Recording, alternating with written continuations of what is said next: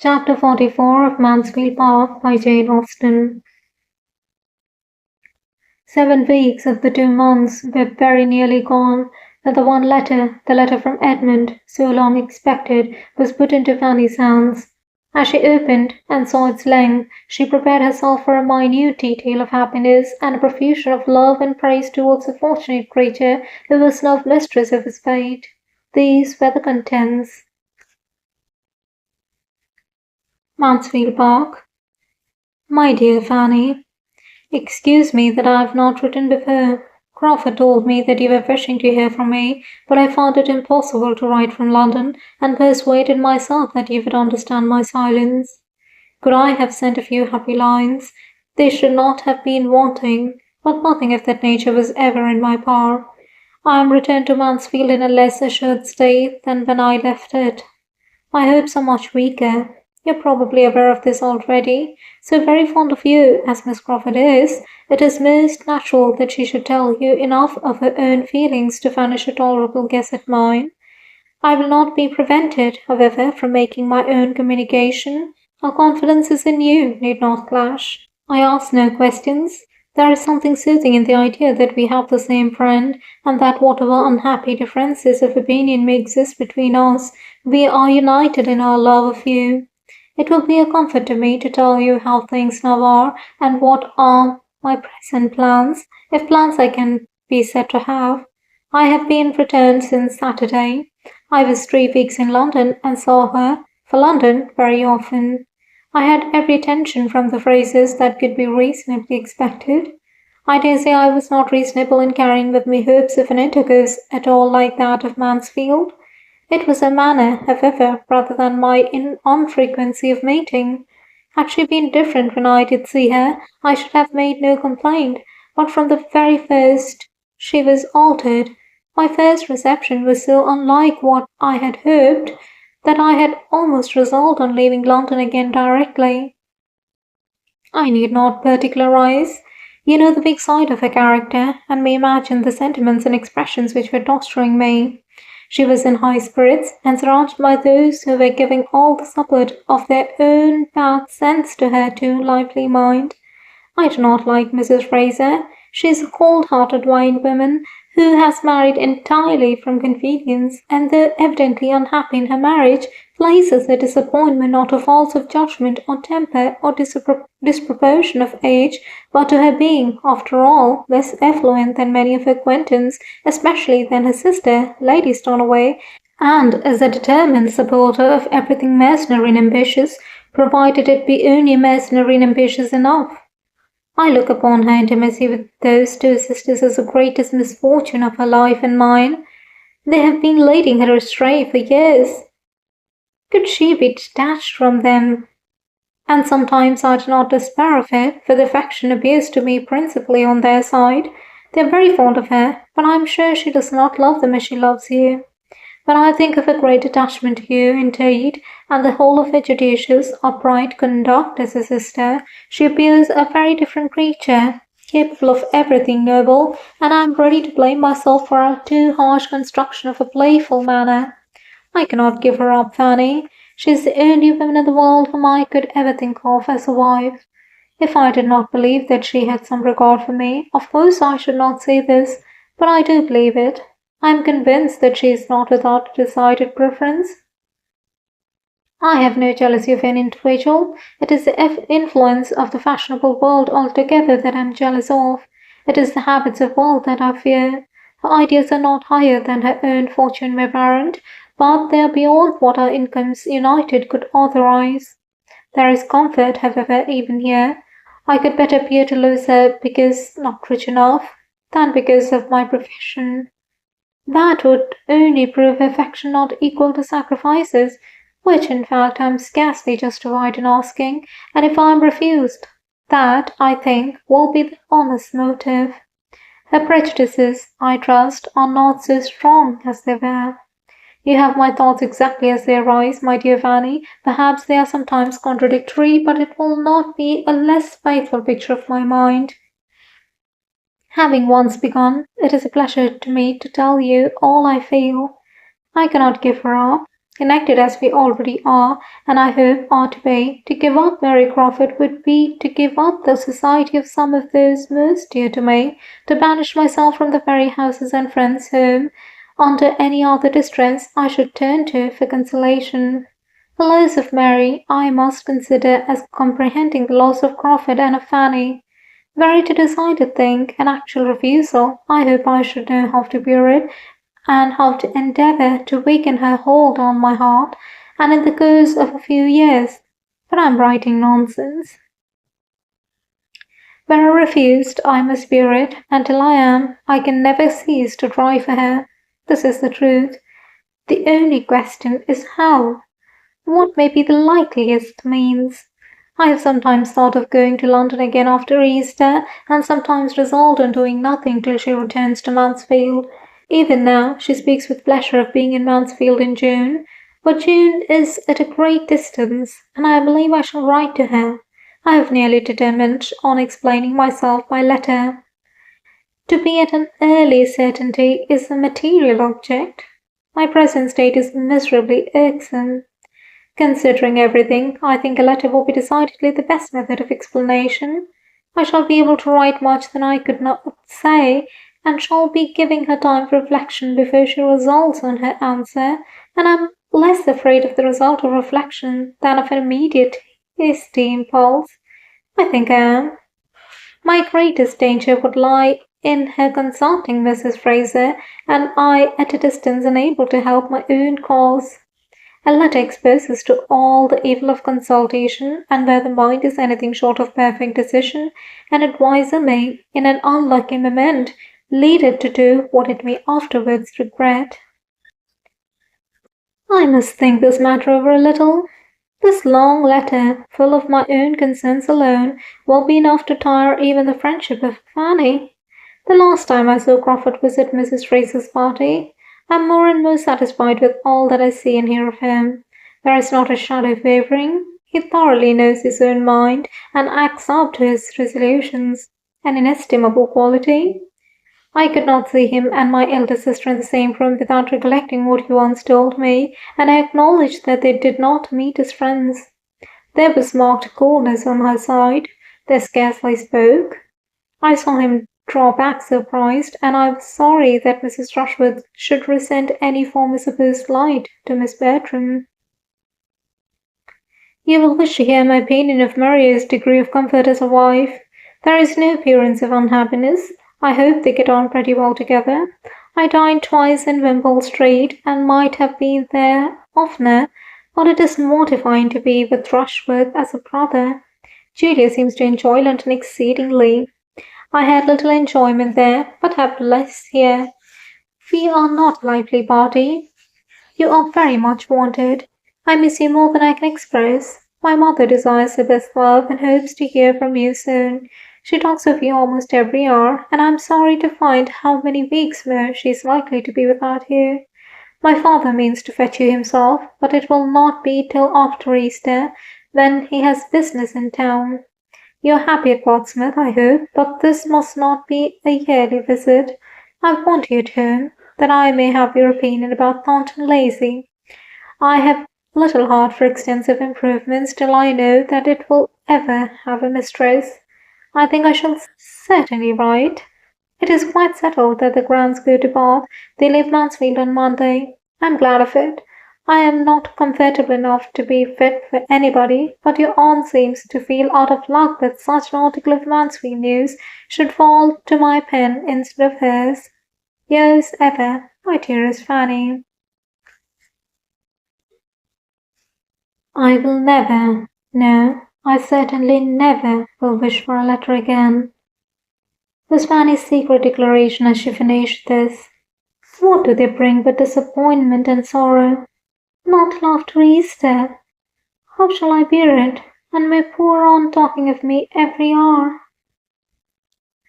Fanny checked the tendency of these thoughts as well as she could, but she was within half a minute of starting the idea that Sir Thomas was quite unkind both to her aunt and herself. As for the main subject of the letter, there was nothing in that to soothe irritation. She was almost vexed into displeasure and anger against Edmund. There is no good in this delay, said she. "Why is not it settled? He is blinded, and nothing will open his eyes, nothing can, after having had truths before him so long in vain. He will marry her, and be poor and miserable. God grant that her influence do not make him cease to be respectable." She looked over the letter again. "So very fond of me?" "It's nonsense all. She loves nobody but herself and her brother, her friends leading her astray for years.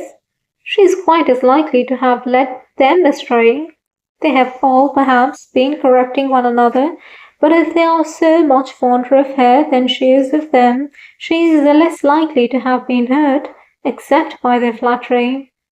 The only woman in the world whom he could ever think of as a wife. I firmly believe it. It is an attachment to govern his whole life. Accepted or refused, his heart is wedded to her forever. The loss of Mary I must consider as comprehending the loss of Crawford and Fanny. Edmund, you do not know me. The families would never be connected if you did not connect them. Oh, right, right. Finish it at once. Let there be an end of this suspense. Fix, commit, condemn yourself." Such sensations, however, were too near kin to resentment to be long guiding Fanny's soliloquies. She was soon more softened and sorrowful. His warm regard, his kind expressions, his confidential treatment touched her strongly. He was only too good to everybody. It was a letter, in short, which she would not but have had for the world, and which could never be valued enough. This was the end of it. Everybody at all addicted to letter writing, without having much to say, which will include a large proportion of the female world at least, must feel with Lady Bertram that she was out of luck in having such a capital piece of Mansfield news as the certainty of the Grants going to Bath occur at a time when she could make no advantage of it, and will admit that it must have been very mortifying to her to see it fall to the share of her thankless son, and treat it as concisely as possible at the end of a long letter, instead of having it to spread over the largest part of a page of her own. For though Lady Bertram rather shone in the epistolary line, having early in her marriage, from the want of other employment, and the circumstance of Sir Thomas's being in Parliament, got into the way of making and keeping correspondence, and formed for herself a very creditable, commonplace, amplifying style, so that a very little matter was enough for her. She could not do entirely without any. She must have something to write about, even to her niece, and being so soon to lose all the benefit of Dr. Grant's gouty symptoms and Mrs. Grant's morning calls, it was very hard upon her to be deprived of one of the last epistolary uses she could put them to. There was a rich amends, however, preparing for her. Lady Bertram's hour of good luck came. Within a few days from the receipt of Edmund's letter, Fanny had one from her aunt, beginning thus: "My dear Fanny, I take up my pen to communicate some very alarming intelligence, which I make no doubt will give you much concern." This was a great deal better than to have to take up the pen to acquaint her with all the particulars of the Grants' intended journey, for the present intelligence was of a nature to promise occupation for the pen for many days to come, being no less than the dangerous illness of her eldest son, of which they had received notice by express a few hours before. Tom had gone from London with a party of young men to Newmarket, where a neglected fall and a good deal of drinking had brought on a fever, and when the party broke up, being unable to move, had been left by himself at the house of one of these young men to the comforts of sickness and solitude, and the attendance only of servants. Instead of being soon well enough to follow his friends, as he had then hoped, his disorder increased considerably, and it was not long before he thought so ill of himself as to be as ready as his physician to have a letter dispatched to Mansfield. "This distressing intelligence, as you may suppose," observed her ladyship, after giving the substance of it, "has agitated us exceedingly, and we cannot prevent ourselves from being greatly alarmed and apprehensive for the poor invalid, who states Sir Thomas fears may be very critical, and Edmund kindly proposes attending his brother immediately. But I am happy to add that Sir Thomas will not leave me on this distressing occasion, as it would be too trying for me. We shall greatly miss Edmund in our small circle, but I trust and hope he will find the poor invalid in a less alarming state than might be apprehended, and that he will be able to bring him to Mansfield shortly, that Sir Thomas proposes should be done, and thinks best on every account, and I flatter myself the poor sufferer will soon be able to bear the removal without material inconvenience or injury. As I have little doubt of your feeling for us, my dear Fanny, under these distressing circumstances, I will write again very soon. Fanny's feelings on the occasion were indeed considerably more warm and genuine than her aunt's style of writing. She felt truly for them all. Tom dangerously ill, Edmund gone to attend him, and the sadly small party remaining at Mansfield, were cares to shut out every other care, or almost every other. She could just find selfishness enough to wonder whether Edmund had written to Miss Crawford before this summons came, but no sentiment dwelt long with her that was not purely affectionate and disinterestedly anxious. Her aunt did not neglect her. She wrote again and again. They were receiving frequent accounts from Edmund, and these accounts were as regularly transmitted to Fanny in the same diffuse style, and the same medley of trusts, hopes, and fears, all following and producing each other at haphazard. It was a sort of playing at being frightened. The sufferings which Lady Bertram did not see had little power over her fancy, and she wrote very comfortably about agitation and anxiety and poor invalids, till Tom was actually conveyed to Mansfield, and her own eyes had beheld his altered appearance. Then a letter which she had been previously preparing for Fanny was finished in a different style, in the language of real feeling and alarm. Then she wrote as she might have spoken. "He is just come, my dear Fanny, and is taken upstairs, and I am so shocked to see him that I do not know what to do. I am sure he has been very ill. Poor Tom! I am quite grieved for him, and very much frightened, and so is Sir Thomas, and how glad I should be if you were here to comfort me. But Sir Thomas hopes he will be better tomorrow, and says we must consider his journey." The real solicitude now awakened in the maternal bosom was not soon over. Tom's extreme impatience to be removed to Mansfield, and experience those comforts of home and family which had been little thought of in uninterrupted health, had probably induced his being conveyed thither too early, as a return of fever came on, and for a week he was in a more alarming state than ever. They were all very seriously frightened. Lady Bertram wrote her daily terrors to her niece, who might now be said to live upon letters, and pass all her time between suffering from that of today and looking forward to tomorrow's.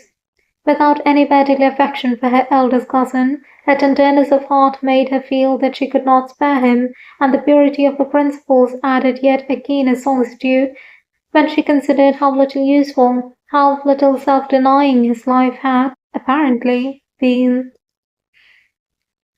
Susan was her only companion and listener on this, as on more common occasions. Susan was always ready to hear and to sympathize. Nobody else could be interested in so remote an evil as illness in a family about 100 miles off, not even Mrs. Price, beyond a brief question or two, if she saw her daughter with a letter in her hand, and now and then the quiet observation of, "My poor sister Bertram must be in a great deal of trouble." So long divided and so differently situated, the ties of blood were little more than nothing. An attachment, originally as tranquil as their tempers, was now become a mere name. Mrs. Price did quite as much for Lady Bertram as Lady Bertram would have done for Mrs. Price. 3 or 4 Prices might have been swept away, any or all except Fanny and William, and Lady Bertram would have thought little about it, or perhaps might have caught from Mrs. Norris's lips the account of its being a very happy thing and a great blessing to their poor dear sister Price to have them so well provided for. End of chapter 44.